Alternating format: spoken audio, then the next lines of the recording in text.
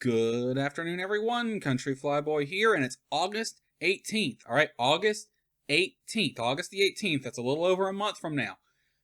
There. That is launch day for the new Flight Simulator. And it's much sooner than even I thought, and there's quite a bit to talk about in this latest one. First, let's go over the release date, August 18th. Now, I've seen some people express concern that it's releasing so close to beta. In fact, the beta is only going to last about a week or two. Fear not, this is totally normal. Beta builds are usually feature complete. Alpha builds are actually mostly feature complete too, believe it or not. In general, when you get to alpha stage testing, all your core gameplay features are there. You spend alpha fine-tuning and bug fixing, along with adding minor extra features, which is exactly what they've been doing through the alpha. But core gameplay features are always in an alpha build, otherwise it wouldn't be an alpha build. Beta builds are basically the entire feature complete game. Beta is all about bug fixing and optimization. Very few new, in quotation, features are added in betas. If anything, stuff's removed. Final beta builds are usually just the release builds with watermarks on them. Sometimes they might have debugging and dev tools included, whatever. Late beta builds are usually just final builds with watermarks. That's how game development usually goes. So launching only a week or two after the start of the beta is nothing new. In fact, it's SOP.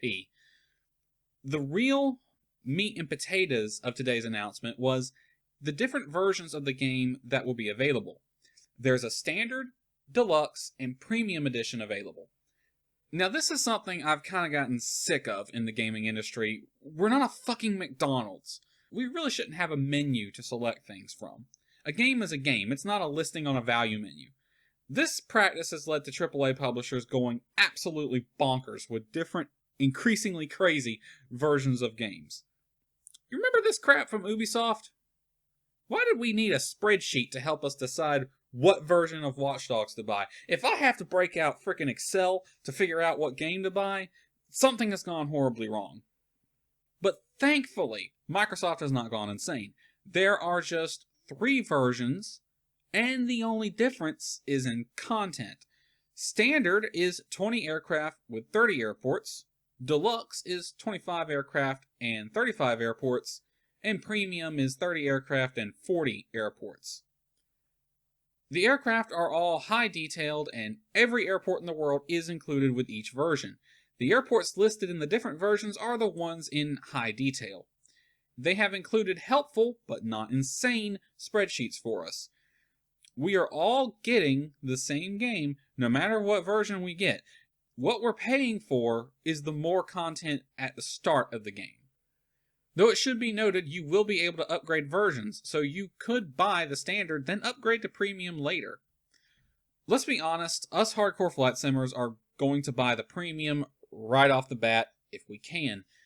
That's less than the price of an aircraft from PMDG or Malware Labs, and it comes with 10 times the content you get from either of those devs.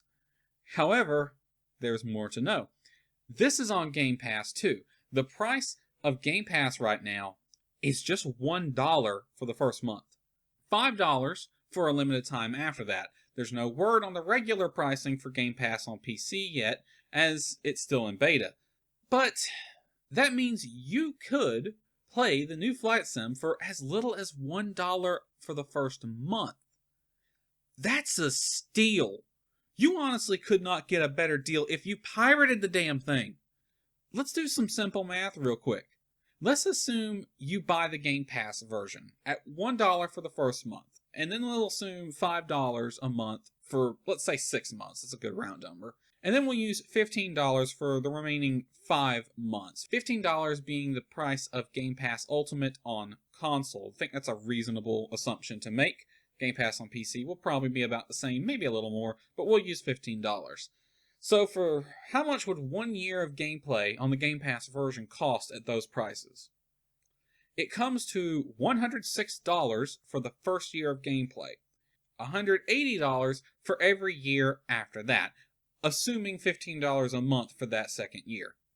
So the first year on Game Pass is less than the price of buying the deluxe version outright.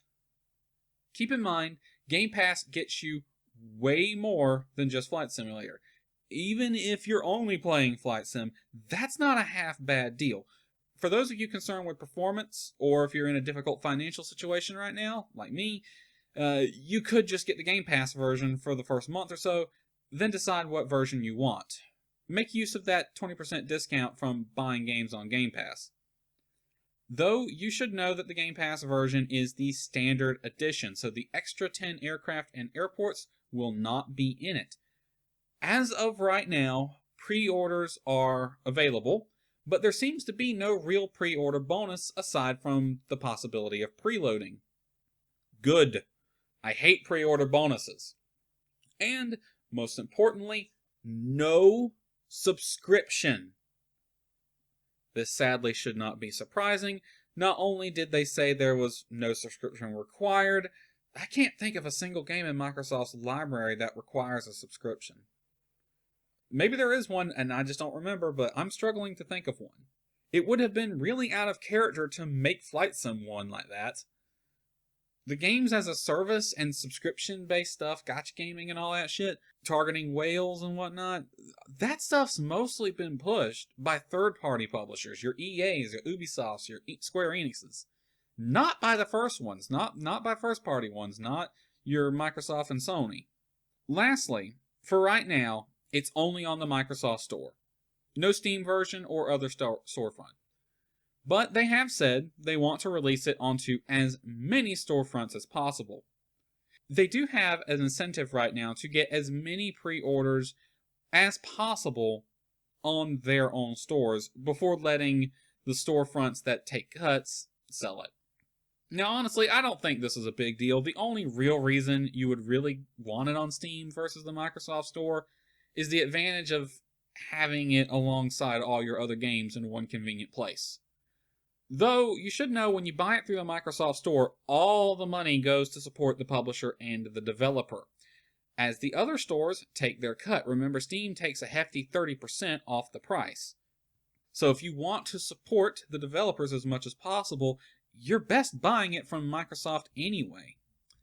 Alternatively, you could go that Game Pass route we talked about earlier, then buy the Steam version later. One other thing. Flight Simulator is an Xbox Play Anywhere title, so when you buy it, you get both, the PC and the console version. So if you want it on both, one purchase will get you both. Well, we have a release date now. Get your PCs ready, everyone. It's dawn of the first day. 840 hours remain.